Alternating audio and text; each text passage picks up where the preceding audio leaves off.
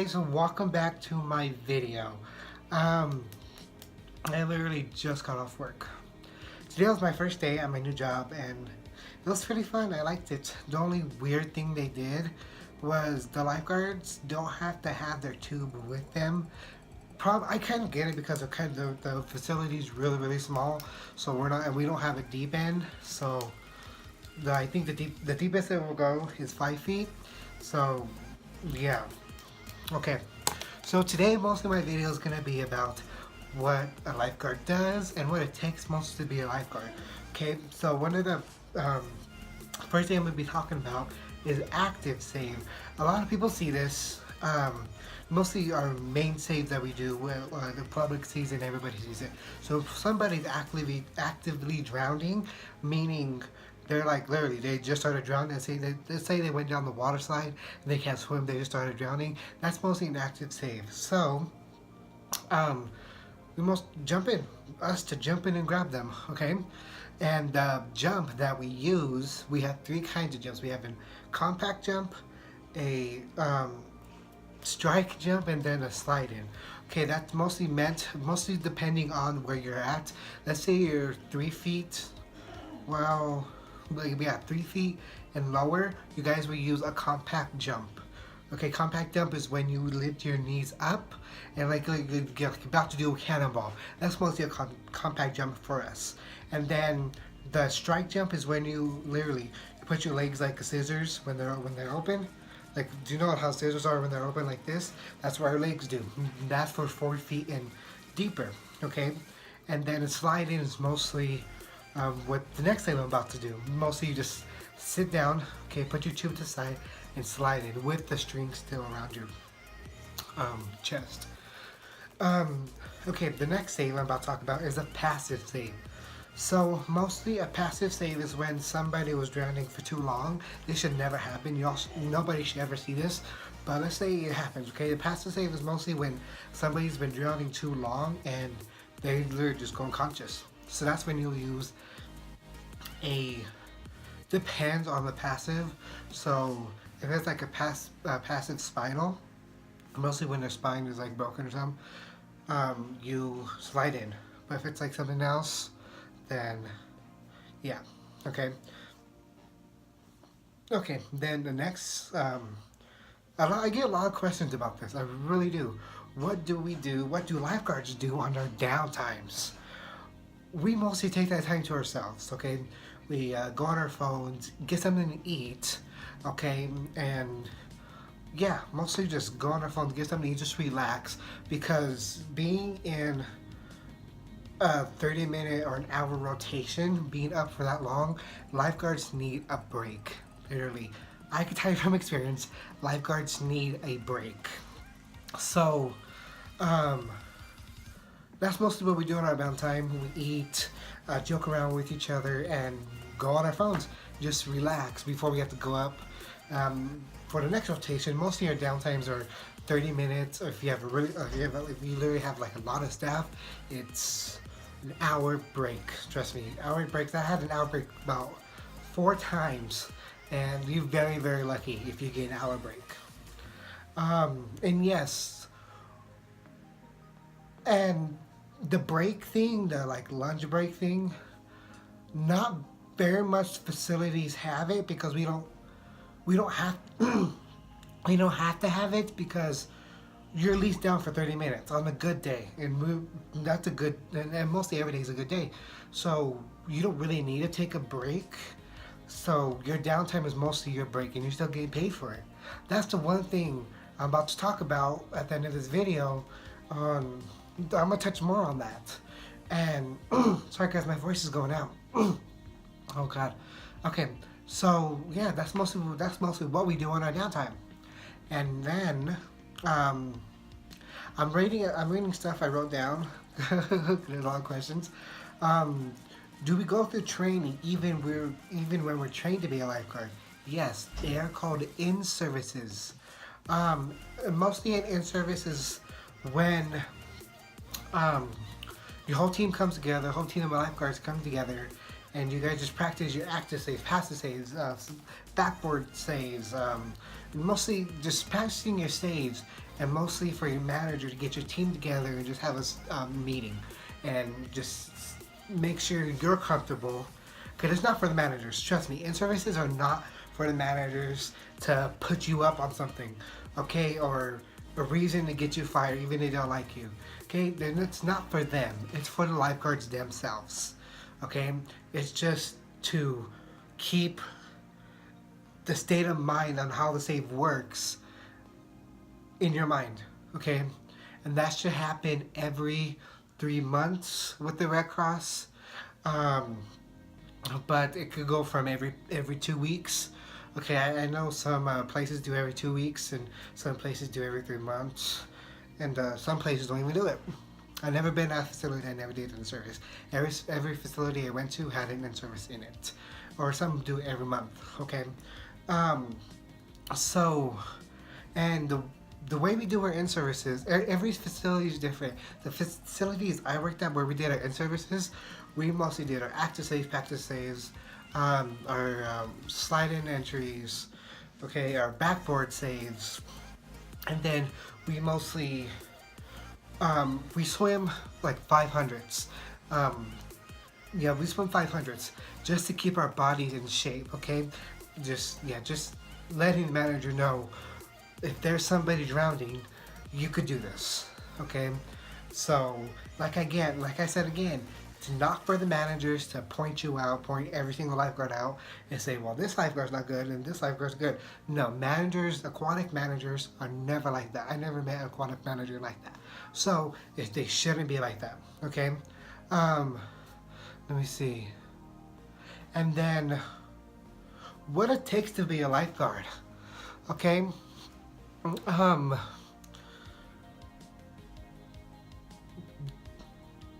Strong. You have to be very strong.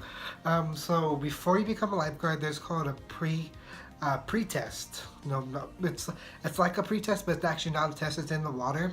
So mostly what you do during your pre-test before you can even enter into a lifeguard class, you have to swim. You have to. So they drop a 10-pound brick, literally in the water at 7 feet. So you have to swim using the front crawl stroke. You literally have to swim all the way to the where the brick's at. Okay, then you have to push yourself underwater, kind of going like this, or like just going like this. So stopping, just going like this. Okay, then you have to bring it up, go on your back with a 10-pound brick. You literally holding that 10-pound brick with your arms. You have to be on your back, and all you can do is move your feet. I mean your legs. All you can do is move your legs, okay? You have to keep your chin out of the water, okay? And your ears out of the water. That's the hardest part for all the lifeguards, okay? When I did it, it took me about good 3 times to do it, because that was my first time ever doing it. I'm like 10 pounds, not that much, because I found a 10-pound break before. So when I got the brick, I'm like, oh shit, underwater. I'm like, oh shit. So I pick it up. I'm like, okay. Then I literally had to stop. My feet, it was just too heavy for me. So I dropped it. Okay, then tried again, and then that time I didn't pass. So we had a time to do it again after the lifeguard class. So I'm like, okay, I'll do it. So after we did the lifeguard class and everything, she's like, Chris, let me see, do your brick test. I'm like, okay. So I do it perfect. Okay, you always have that second chance. You always have that third chance to do it. Okay, but try to pass your pretest. Actually, on your pretest date. Even if you have to go practice, okay, if you're about to enter a lifeguard class at the rec center, at your local rec center, go ask the mad aquatic supervisor. Say, hey, so I'm in the lifeguard class coming up this week. Okay, say, hey, can I practice with the 10-pound brick? Of course they're gonna say yes. It's like, yeah, come on over. So they'll have you practice with the brick. Okay, lifeguard instructors do not want to set you up for failure, okay? They want you to pass that class and become one of their lifeguards. Trust me, lifeguarding is not a hard job. Everybody says, oh, you have to go through training, you have to go for paying $50, okay? Guys, your $50 or $100, whatever, how much it costs with the company you're going through. It could be American Red Cross, it could be NASCO, it could be Alice and Associates, okay? Whoever it costs $150, $200, okay?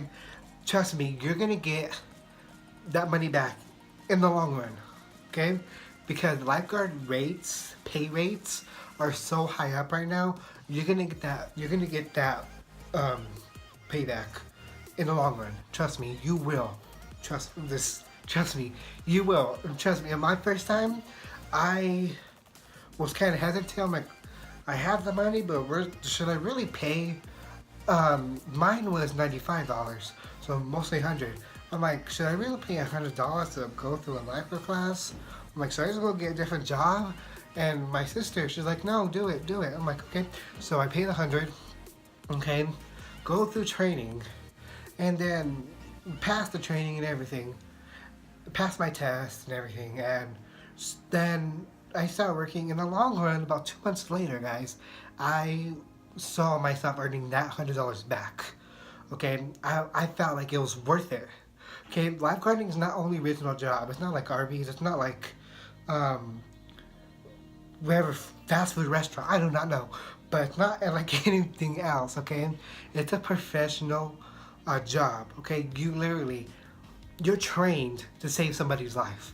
Because while you're guarding, everybody in that pool, in that water where you're guarding, their lives are in your hands. Okay, literally, their lives are in your hands. You're like, just think of it like a doctor. Okay, let's say you're a doctor and you have a patient in one room and he's dying. Okay, just think of it like that, and you have to try to save his life. Okay, think of it like that. So you have so many people in your lives, but don't take it too hard. Don't take it too hard. Really don't. Just don't think about it too much. Just guard. Watch the water. See somebody drown, don't get hesitant to jump in. It's like, oh, should I jump in? If you see somebody drowning and you think they're drowning, jump in. You're not going to get in trouble. Let's say they were just playing. Let's say you go grab them and they say, I was just playing. Not your fault. Okay, it's going to be their fault, and they could get fined for doing that. So don't ever get hesitant to jump in the water when you're a lifeguard, because you never get in trouble. Trust me, I had many times when I first became a lifeguard that I didn't hesitate at all, and I just jumped in, and they were really drowning. They were just playing. So yeah, I never got in trouble, and I never got in trouble ever, guys. I never ever got in trouble. So if you want to become a lifeguard, don't hesitate to do it. If you're worried about the pay, if you're worried about the cost, don't worry about it. It's good. Like I said, you're gonna earn that pay in the long run. And if you don't have the money at the moment, save up. Trust me. Everybody's hiring for lifeguards. Everybody. Okay? People are so hesitant. That's why we're always hiring for lifeguards. People are so hesitant on applying because you're like, well, if I'll save that person in time. Okay? It's not like that. Don't think like that. Okay? Because you're not only you guarding, you have a whole team with you. Let's talk about that. Let's talk about the team too. You have a whole team with you guys. Okay? You guys are not alone with saves. Okay? If you save somebody, there's another lifeguard. If you jump in, there's another lifeguard running your way to help you out. Okay? You're never ever alone when you do a save. Trust me, ever. And if you're ever alone doing a save and you do that save and nobody's there, that facility needs help. Okay? And needs to get reported, because that should never be happening. Right when you do that save, right when you hit the water, somebody else, another guard, should be running out with a guard tube. There should be like four or three guards running towards you, ready to help. Okay? So if you want to apply Okay, if you have a local rec center towards you, um, go to that rec center and ask them, hey, are you guys hiring for lifeguards? Say yes. So if they say yes, then apply for it, guys. Don't be hesitant. Okay, if you guys need the money, save up. Okay, saving up will get you towards that. Okay, and a lifeguard certification is valid for 2 years. The American Red Cross is valid for 2 years, but some are valid for a year. Depends. Mostly depends on the company, but it's going to be worth it in the long run. Okay, let's say you go through a theme park, okay, and you have to pay $150 for your first year. Okay, now let's say you do your first year of lifeguarding. You come back to that theme park, and let's say you have to pay again. Okay, it's not going to be $150. It's going to be like $50. Okay, but like I said, you guys are gonna learn it in the long run. You guys are gonna learn. You guys are gonna learn in the long run. That's gonna be worth it. Trust me, it's gonna be worth it, guys. I don't know how much I have to say that, but it's gonna be worth it. Okay. Now I'm gonna talk about my first save. Okay. My first save was at Waterworld, Colorado, and it was in the wave pool. Okay. It was like, I think it was the second day of the season, and the waves are going and everything. Everybody's having fun. And I look at the kid. I don't know if he's drowning or not, because he's holding onto the tube. So I'm like, is he drowning? I don't know. So I'm like, I wasn't hesitating.